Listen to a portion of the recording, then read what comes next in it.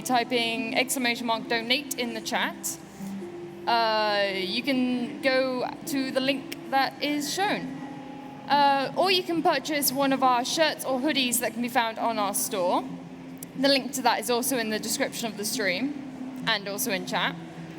And you can also subscribe to the channel and also throw bits at us, and both the money from that also goes to special effects. So we have CleverPidgeon again with Anodyne this time, 100%, and also we have the dev commentating as well. So please introduce yourself, and whenever you're ready, give us a countdown. All right, thank you very much. So yeah, I'm CleverPidgeon again, like last time. And with me, I've got the developers of Anodyne, Sean Huntani and Marina Kitaka. I'm very pleased to have them with me. Hello, I'm Sean. Oh. Yeah, so I'm going to go ahead and get ready. Oh, shall I give you a countdown? Are you ready for a countdown? Are you ready? I'm ready for a countdown. Yeah. Okay. All right. 3, 2, 1, go. Thank you. So, firstly, I'm playing in Japanese because there are fewer characters. It's faster. This is just a little tutorial bit. It teaches you to interact with things and open the menu.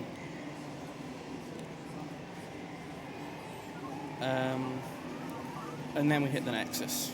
I think I designed that in my apartment. Ah. I don't want to distract you too much, so... No, it's okay. Here, maybe this is something you can talk about. The entrance to the street is actually set a few screens up from where you actually start, so you can use walk to entrance to get further in the level. I'll get to this in a minute.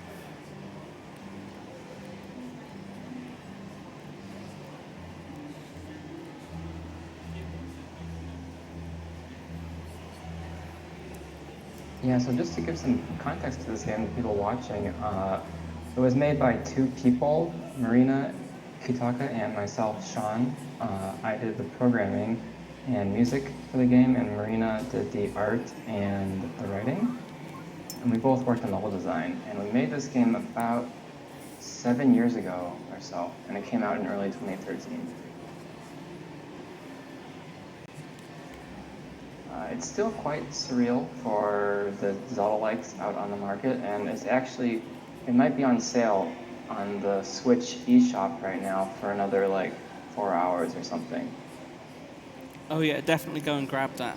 This is a great game to play, both as a speedrun and as a casual game.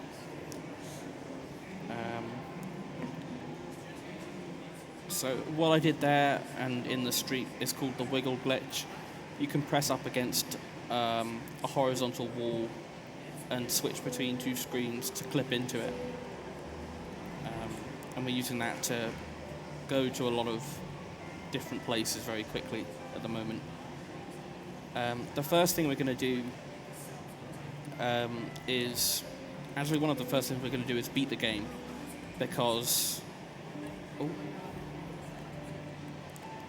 6. One of the first things we're going to do is beat the game, because at the end of the game you unlock something called the swap tool, and then finishing the game lets you use that almost anywhere. So then we can detour around basically anywhere we want to go, and collect all of the things that are required for 100%.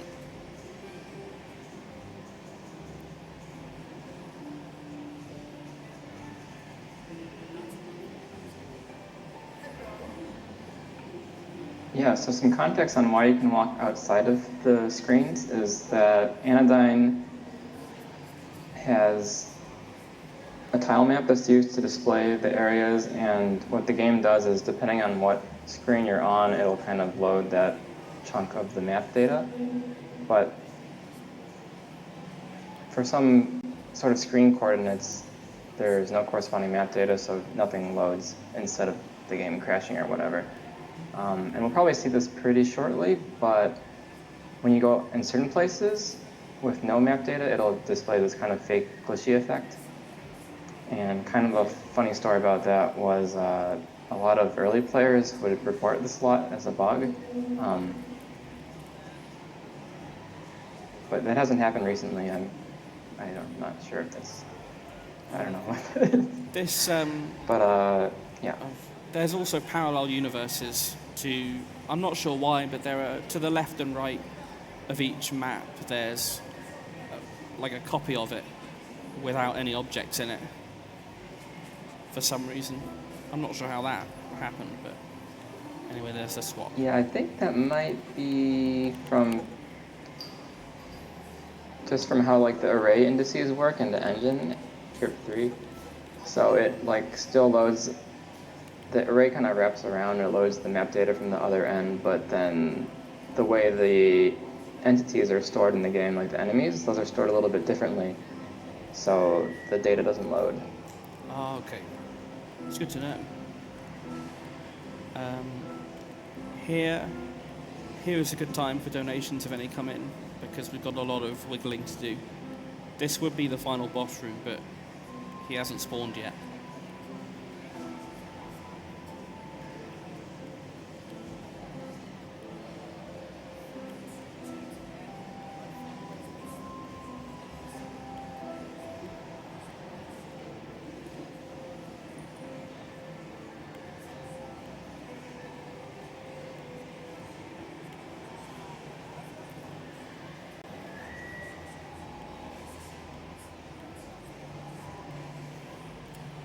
And then suddenly there's the final boss after you beat him.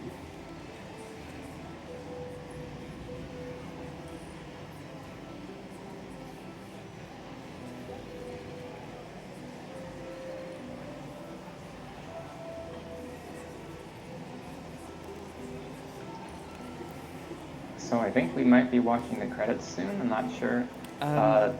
The credits have these sprites of the enemies that show up, but at some point during the localization of the game, I kind of broke the credits and like the images don't display correctly.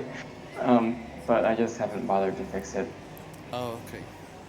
It's kind of one of those like things that I call personality with the game.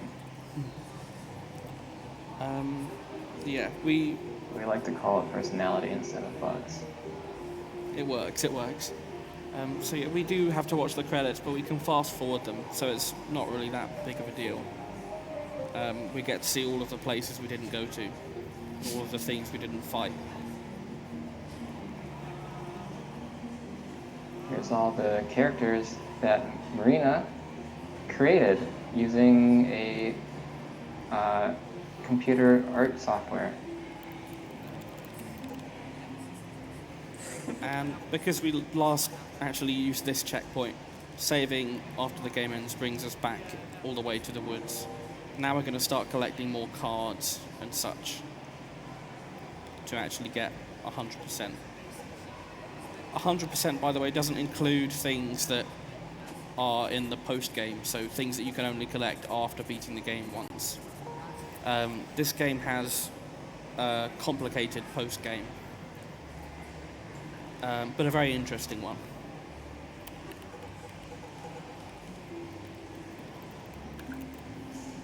Yeah, so Marina made all the tile sets for this game, but some of the areas I put together myself, and you can kind of tell because the trees are not placed as interestingly. I'm pretty sure this is one of the areas that I did that for. Oh, okay. If you're in the chat and you can guess each area correctly, who tiled it, then you won't win anything, but you'll have the satisfaction of having completed a difficult challenge. I think I tiled like maybe the main ones, and then you tiled some of the like outer parts. Oh yeah, I think that's right actually, because some of the tiles are kind of hard to use if you didn't make the art. Or So I collected some cards and then I walked into this boss room from the back. This is the first dungeon of the game, the first boss. Doing this bit in order.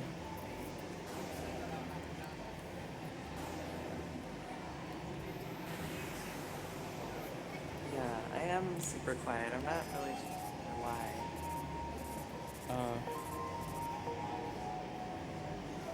It's okay, you can just yell into the mic. Yeah, I can talk like closer and louder. Each boss drops. So this dungeon we're in. Sorry. Oh.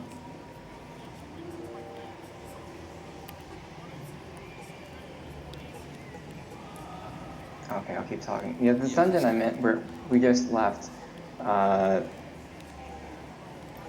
So before Marina started to work on the game, I was kind of working on this game myself, and this dungeon was in the initial prototype I made, and that's where I kind of used to get feedback on the original game, and then Marina came on board and helped to kind of flesh out the game story and a lot of the art, all of the art. So what I was saying was that each boss drops a health pickup. You just stand there and it refills your health. Now we're in a creepy town called Youngtown. There are also some health pickups like the one here that are just around to collect.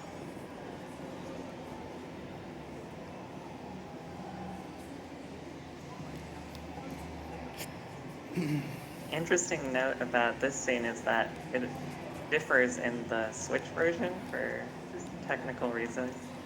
Oh, right. And so the character sprite is not black and white in the Switch version. So it's kind of weird. It has a different feel to it, but I feel like it works for different reasons in each version.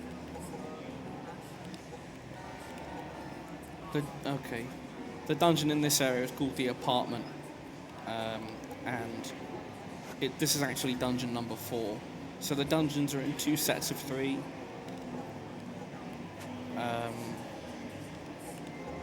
And after doing the first 3, I'll unlock the second 3.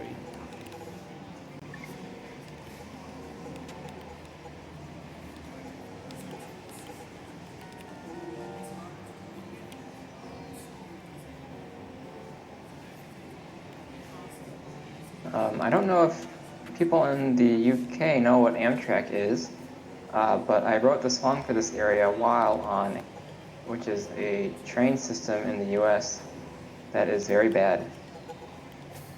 But because I wrote the song on there, shout out to Amtrak. I never knew that. Good bit of trivia there.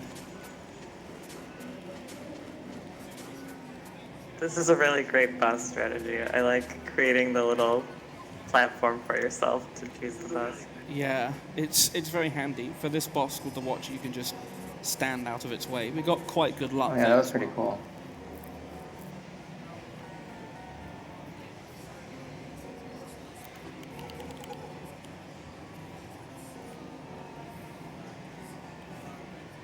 I really like how the cicada biting effect is just programmer art popping off of the UI. There we do a bunch of warps to the entrance of a It's like dungeon. these little black squares. And also, outside of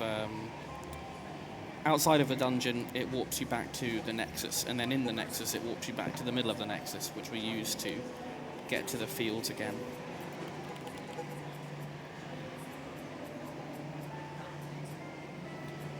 We're just going to have a little bit of a detour to get some cards.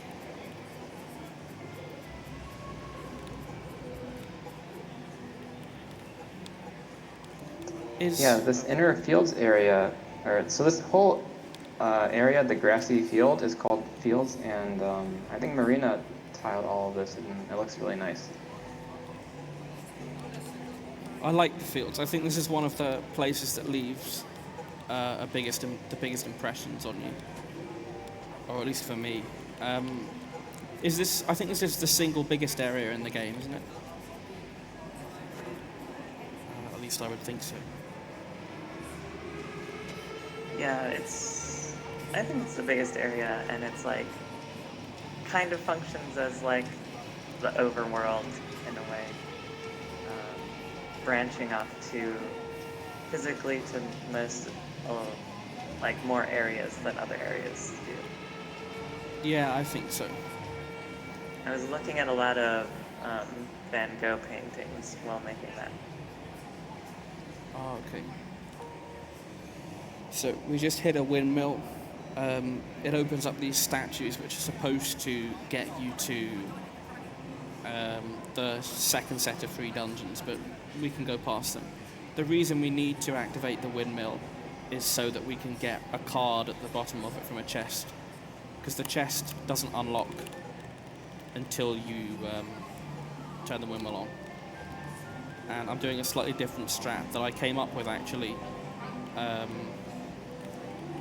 during practicing for this. So instead of climbing down the windmill, I walk back and then just go and grab the card.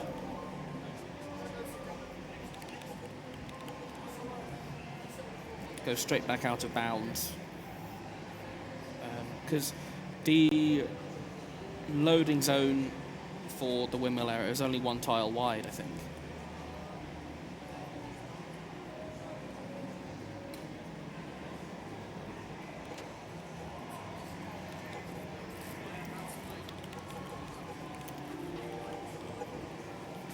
In this game, you can use the little clumps of dust as a raft to ride around on the water. Oh yeah, that's That right. reminds me of, I don't know if you've seen, there's this viral video of like a raccoon, and it was trying to eat cotton candy, but like raccoons like dip their food in water, and so it was really sad because it was dipping the cotton candy and then it was melting. I've seen that. That's a Oh sad. yeah, I saw that. It was very sad, but also funny.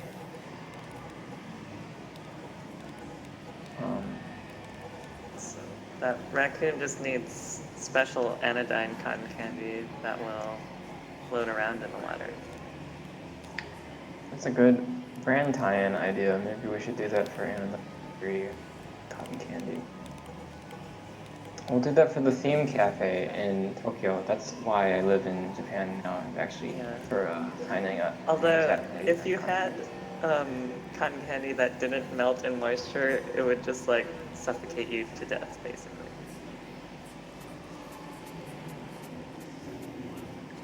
Then it can tie into the themes of some story in like a dark way. We basically have Anodyne 3 planned out. It's just cotton candy is what. Coming to you live. There you go. So this boss is called the Wall. It's a big face and 2 hands. You just hit the mouse.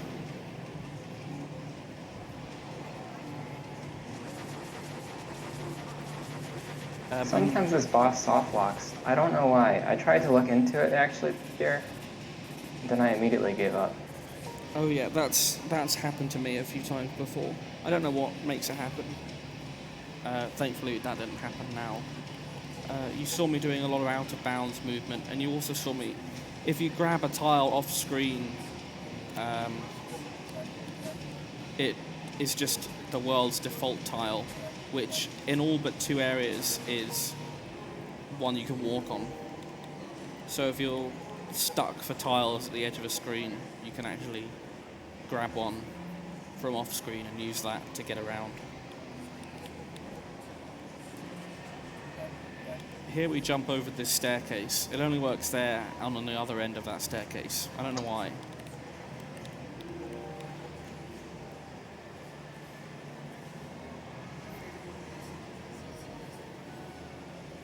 I wrote the song for this area in my college apartment, which was a garden level apartment, which means it's below the ground. I don't know if anyone's ever lived in a garden, but if you can avoid it, I would recommend avoiding it. Because it flooded twice, Ouch. and that wasn't good. Also, during the winter, there's no heat from people below you. There's just the ground, so it gets very cold.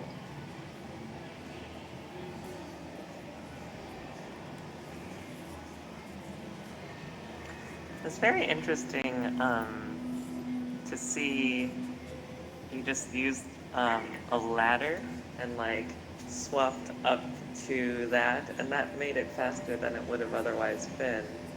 But Oh. like, I wasn't thinking about that at all. Like that ladder was just there. Like it almost serves no function Oh yeah. in the like game playing through it normally. So it's interesting to see it have a function in a speedrun.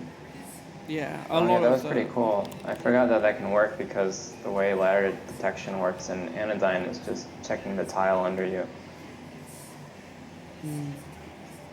Yeah, it's handy that you're able to do that and get to the bottom of the ladder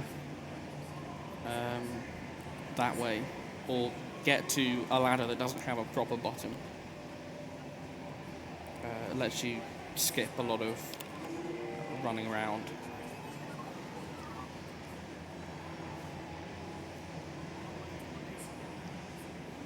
And you'll remember in the street, I moved a few screens forward with an entrance warp. You can do the same here, because that rooftop is part of the hotel, technically. And this is the hotel, of course.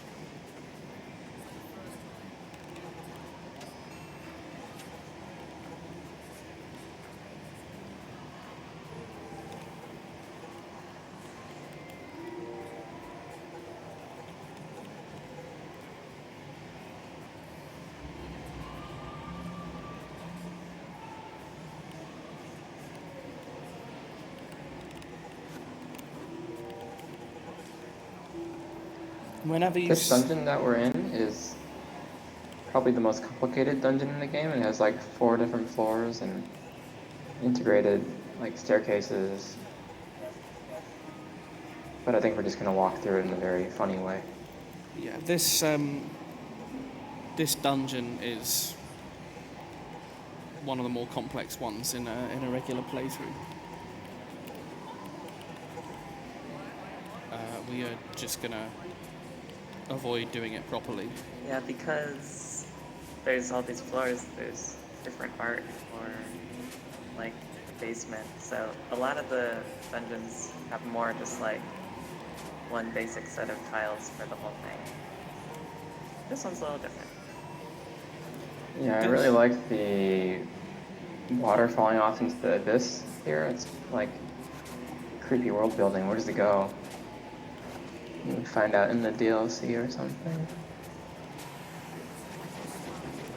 This is one of the few bosses with 2 really separate phases as well. First it's in the water and then it comes onto land to... The water falling off the abyss goes into the garden level college apartment.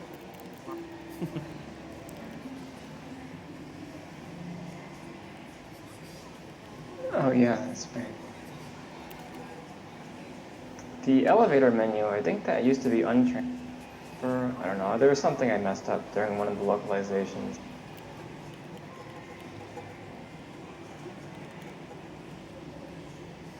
Back out of bounds and down to the last set of 2 dungeons.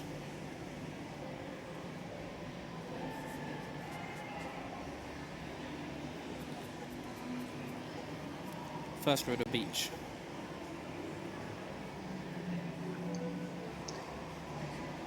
Need that for later, that teleport pad.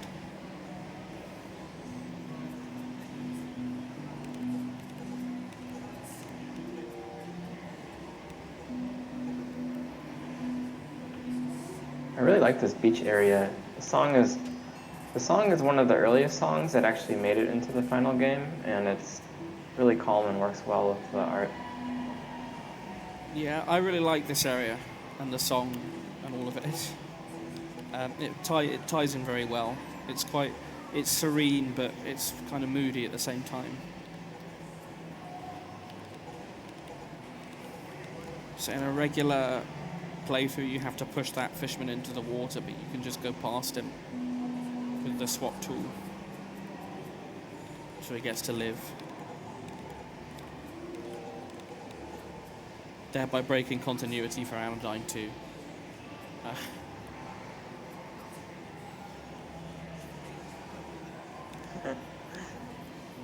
But you get the good ending for not killing the fisherman.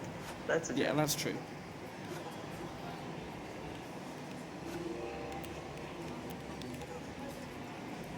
So we During the swimming sequence we saw earlier, that was the bad ending, but in Fisherman actually comes and fishes you out of the water, because in the bad ending it's implied that you and the other character drown.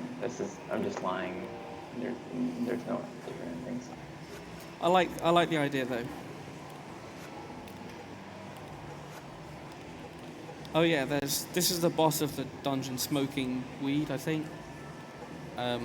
It just sort of vibrates there in that secret room that we happen to go through. He says something if you talk to him. I'm not sure what. I can't remember.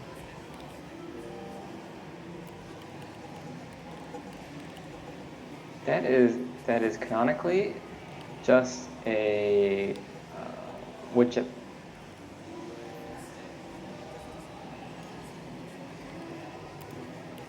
Nothing else except the wood chip.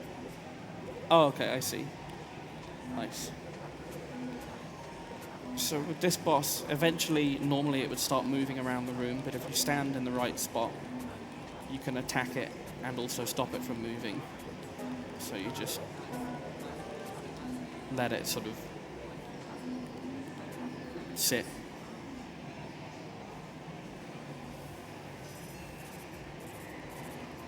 It's never really struck me, but that boss looks really creepy.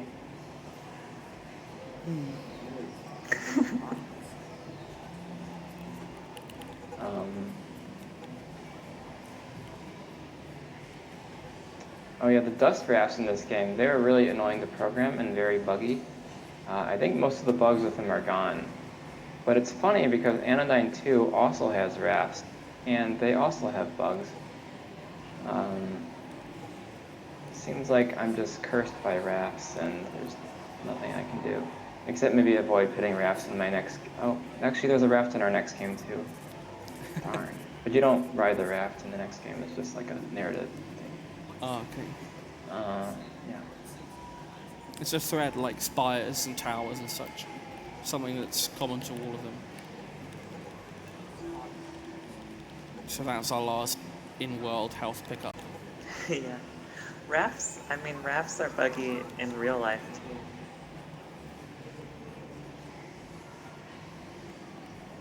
Maybe I need Have you like... ever seen that yeah. movie that's like the red, there's like a red turtle or something, and it's a person stuck on an island, and they keep trying to make rafts. Is that like the one with the volleyball? Like... No, not Castaway. Volleyball Island?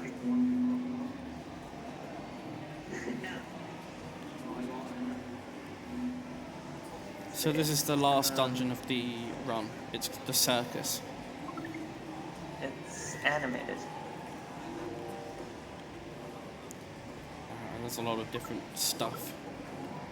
Yeah, it's called the Red Turtle.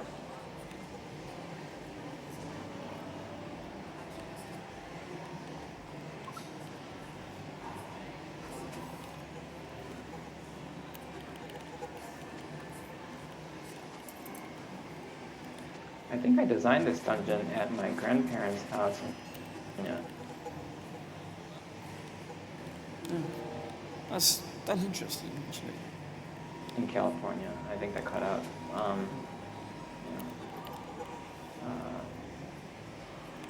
Or at least I programmed the lions. Lions are also kind of broken.